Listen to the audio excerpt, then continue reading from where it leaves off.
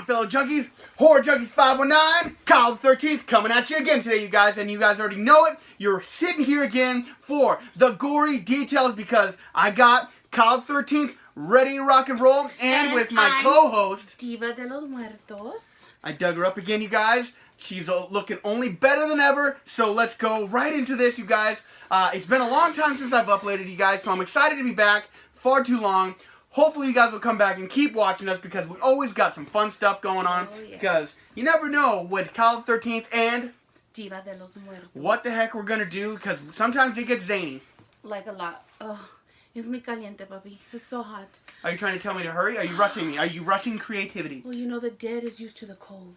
And it's getting warm. Oh. So you're making me feel bad about things. Yes. Alright, you guys. So, like I said, we hope you're having a killer day out there. But we're going to go ahead, pick a movie, and we're going to do this, like always, the gory detail style. And let's hope it's a bloody one. Very bloody. But we have an introduction to do on this episode. Oh my God, I can't wait. Are you excited, hon? I'm excited. I'm so excited. Alright, you guys. You remember the top hat we've been picking movies out of? Well, we kind of evolved a little bit. Yes. Because to us, A lot. horror is a treasure. So, are you ready, baby? I'm so ready. Now, we have this giant Yeah. pirate treasure box that holds all of our chocolate coins with horror movies on them. Because, like I said, horror is a treasure.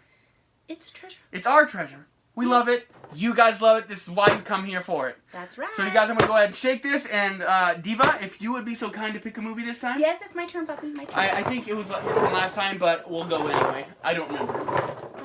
I think it's my turn. Are you ready? So, let's unbuckle this treasure chest. And, baby, would you be so kind to pick out a coin? Of course, papi. Let me dig into our treasure. I'm blocking us. A ver, quit blocking me. I'm sorry. I look so good today. I'm look sorry. at my outfit. Híjole. Ah, you're messing it up, papi. I There, know. you got it better. That's perfect. Like, oh. No, because I don't want to see. No, higher. Yeah, like that. Oh, a ver. Let me see, let me see. No, lower. My hands are short. My arms are short. Your short little arms? Yeah, my short little arms. Let me work on my treasure. Arr. Okay. Oh, I think this is the one. It's calling me. It's this one. All right. Oh, it's a silver coin. Nice. Alone in the dark. Wow. That's Alone in kind the of dark. a classic. I'm kind of excited. And the treasure chest does well for the first go. It does. Well, I know that you picked it, honey. I picked it. Yeah. Claro que sí, I picked it. All right, guys. So, if you haven't seen this movie, will you come along and watch it with us? And we will dive into the gory details as soon as we go and watch it, of course. But I have a question, Bobby. Yes. This doesn't have sequels, does it? I mean, can we eat the chocolate this time? We can eat it. Oh, good. Yeah, last time I felt horrible. Okay. Yep. You want me to open it? You open it. All right, guys. So, like we said, Alone in the Dark. If that'll come. Yep. Scary. It says it. It's got Donald Pleasance in it from Halloween fame. We all love Donald Pleasance. I love that guy. Yes. Yes, I love him mucho.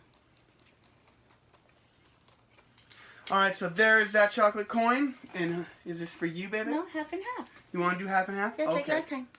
Perfect. Thank you. All right, so this one's for me. Mm-hmm. Cheers. Cheers. All right, fellow junkies.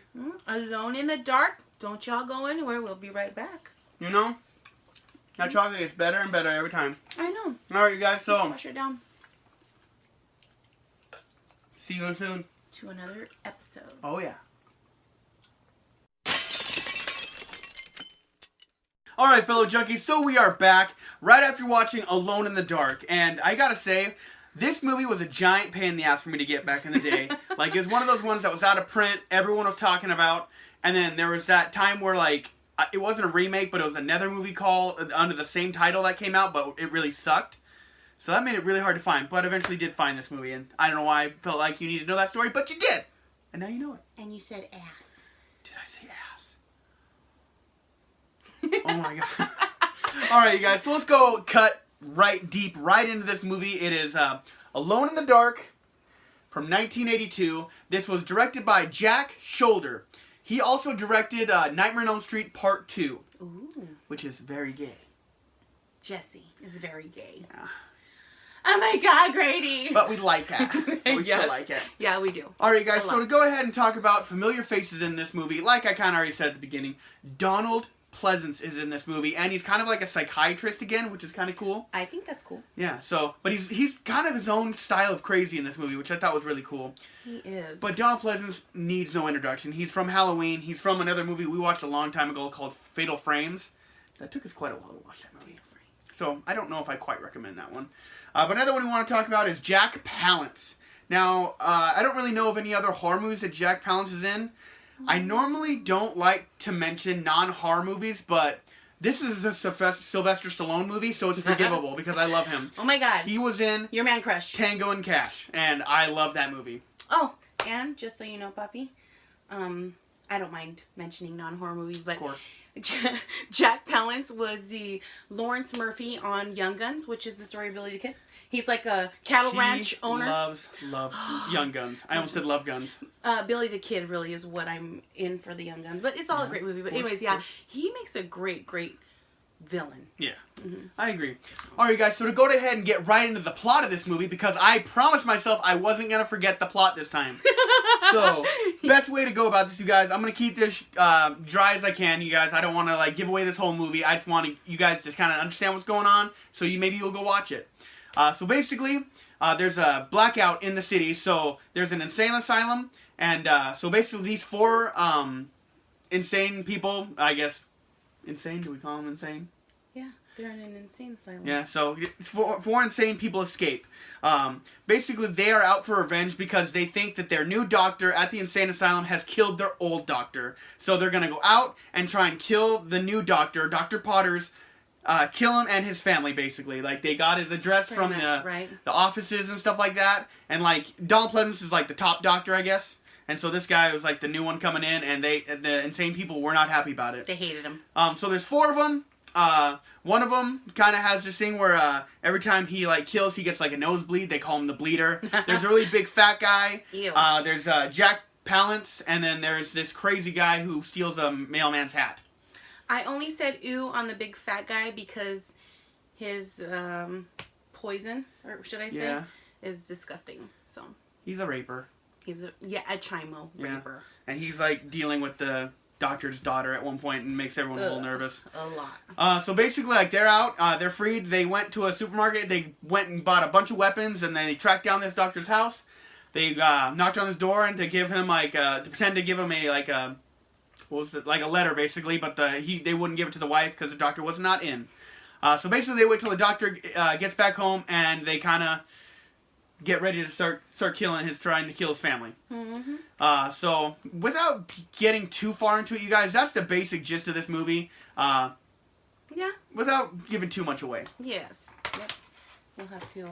They'll have to watch it. You'll have to watch it. It's worth a watch. I will say that. Yeah, definitely. It gets better every time I watch it, I think, or something. It's one of those floating ones. So are we good? Am I good to talk about my favorite kill? I think so. Okay, goody. Okay, guys. So my favorite kill and my favorite part of the show is the favorite kill. It's funny.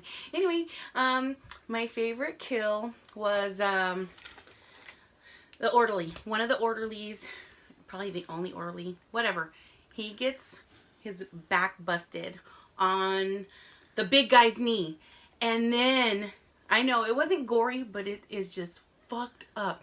And then after they busted his back, after the big guy busted his back on the knee, they show the orderly, and he's like bent in half. Yeah, he's like an accordion. The other way. Yeah. Oh my God. I was like, oh, you know, it's like one of those, like when the sledgehammer gets to, on Misery. Oh, yeah, the ankle. Yeah, the ankle. When you see that, you're like, oh, yeah. That is how I felt when I saw this guy's back being busted on the knee, and then just like, Good call. So that is my favorite kill.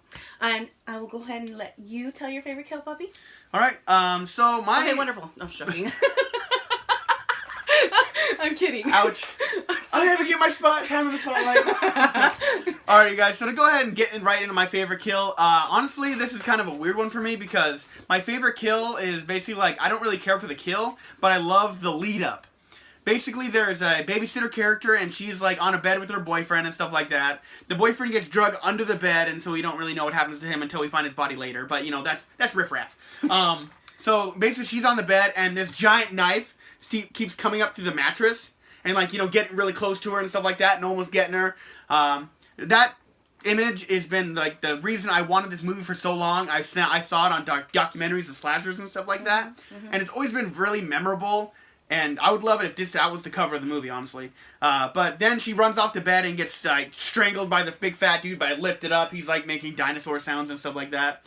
So I mean, the actual kill itself isn't that great, but I just love the lead up because just seeing that big shiny, beautiful knife coming out through the mattress, and this girl just like there's one right through her crotch, there's one right through her fingers. It's like getting really close. It's kind of suspenseful, but I don't know. It's just that image. I love it. Do you love it? Do you love it? I like it a lot. Alright guys, so one thing that we forgot to mention is that there's 10 kills, 10 body count in this movie. That's pretty decent. I mean, a lot of them, because like I feel like they're pretty spread out, and some of them aren't great. But you know, in old slasher tradition, not every kill is going to be amazing. No. I mean, but, you know, when you say gory details, you're looking for gore, but... And that's what we're going for. Right, but not every movie's going to be not all the gore you want. I mean, one of the greatest horror movies of all time, slasher movies of all time, is Halloween, and there's, like, no blood in it.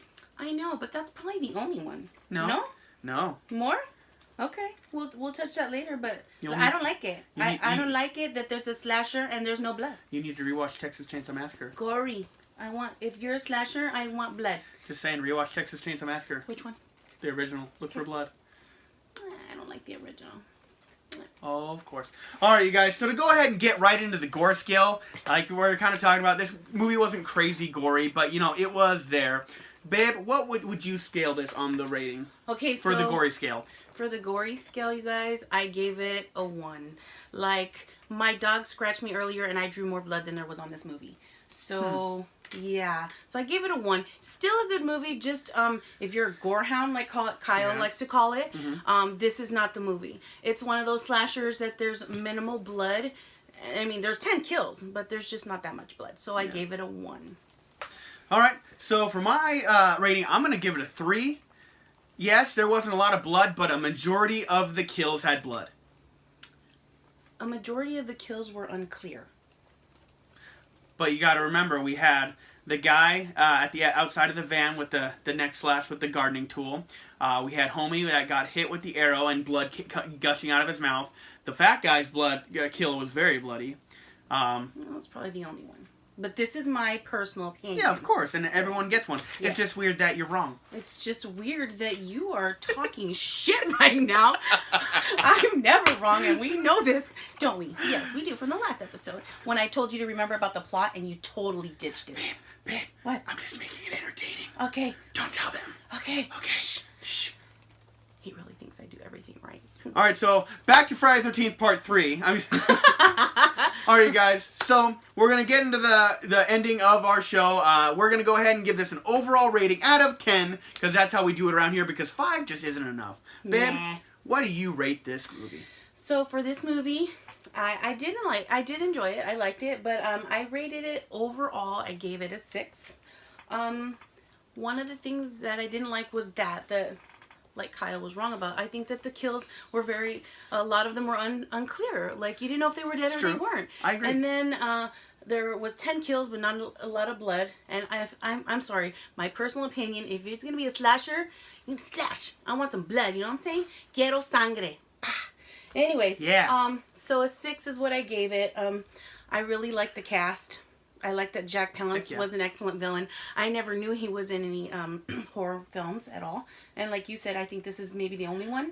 I mean, I'd have to go look into stuff maybe I don't even know about. Like, he's an old guy, so he's like way back in the 60s, which is prime, really. Definitely. And I've seen some of his pictures, and he just like naturally looks like a villain. I know he did it good on Young Guns. So anyways, I did give this a 6. And the other thing that bothered me, and I should say pissed me off, because I was pissed. I think I remember. Yeah.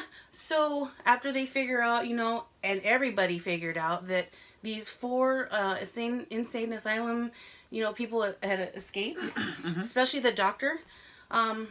They're having dinner like later that night, the night after they've escaped, and there's even like a agent there or like a policeman, and they're having dinner in the dark with candles because the lights are all out, and they hear this noise. Everybody hears it.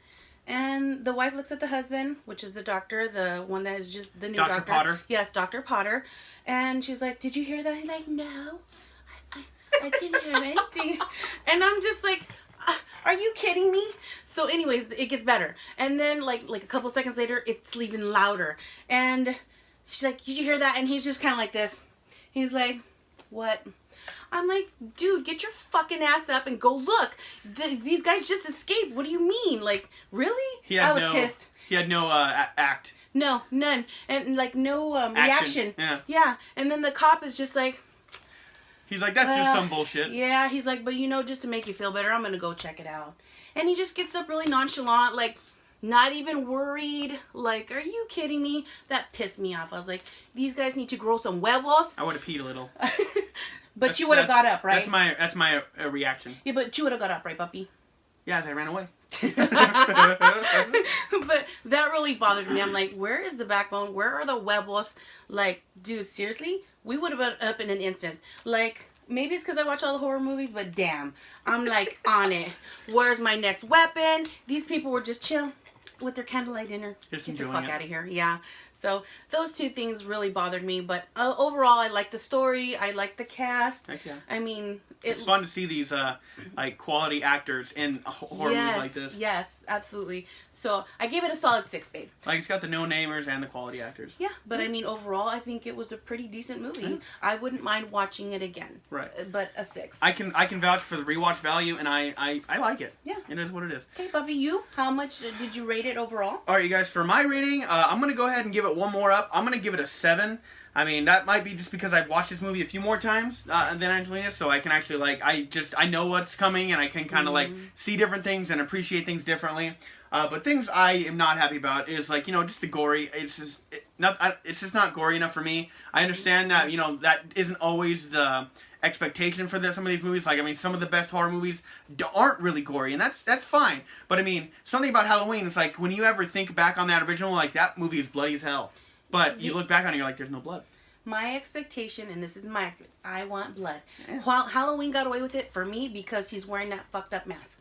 And the fucking music, too, to go with it. It was perfect. And not everything has to be Friday the 13th, and I'm okay with that. And so, other things, a lot of off-screen kills. That's one thing that always bugs me. One thing that this film did do right is it had an off-screen kill, but later on you found the body, and you saw that he got his throat slit. Yes. So, I mean, I can appreciate that a little bit more, but still, it's there, and it's ever so irksome. It's just not my thing. Well, yeah, like the one under the bed. What do you mean? You didn't see it. That's what I'm talking about. Oh, yeah, but I'm just saying, like, you don't know. It was unclear. Yeah, I didn't like it. Yeah, but until later on when you found the boyfriend's body. Right. So, then other than that, it had some slow parts. I got a little yawny. I got a little dozing off. Like, I didn't doze off, but I was close. Right. But overall, 7 for me. Did we need to watch 5 minutes of the kid eating a cookie with milk? No. Yeah. Mm-mm. And, like, she kept looking at the cookie, and, like, because she didn't want to look at the fat guy, and it was really weird. Yeah. They should have just cut. Yeah. But whatever. Yeah. But one fun fact I forgot to mention was that this was the first film that was produced by the distributor of New Line Cinemas. So I thought that was kind of cool. That is was cool. in the trivia of IMDb, so I don't think I'm that cool. But, I'm going to try and find little fun facts about these movies every now and then. I think you're very fun, hon. Hey, I try. People would like to maybe hear you say it, then read it on, what was it? Wikipedia? IMDb. IMDb. It's my home. I'd watch you, baby. I appreciate that. Yeah. You were there when I looked it up. Oh. It was a good time. So good. So good. All right, you guys. So that is going to be it for our dissection of Alone in the Dark from 1982. Overall, we recommend it. We say go watch it if you haven't already. Rewatch value, like I said, is there. And I feel like it gets better every time I watch it. Definitely. So, that's going to do it for me, Kyle the 13th, and Diva de los Muertos. And that's going to do it. The gory details is going to ride on you guys, but it's the end of this episode. So, you guys already know it. I've been sentenced to life. I'm a horror lifer. I guess I haven't done that in a while. Holy cow. Uh-oh. All right, let's try this one more time. Try it, babe. I'm Kyle the 13th. That's going to do it for me. And you already know it. I've been sentenced to life. And you know me, I'm Diva de los Muertos, right here with you, Raza Gente. Like, share, comment. We will see you all next time. Hope you enjoyed this episode. And definitely give Alone in the Dark a watch. And I'm a horror lifer. Can you maybe pronounce that a little better, honey? Horror. I said what I said. There we Like go. her. Oh, you're so cute. I need to do it. Good night. Night.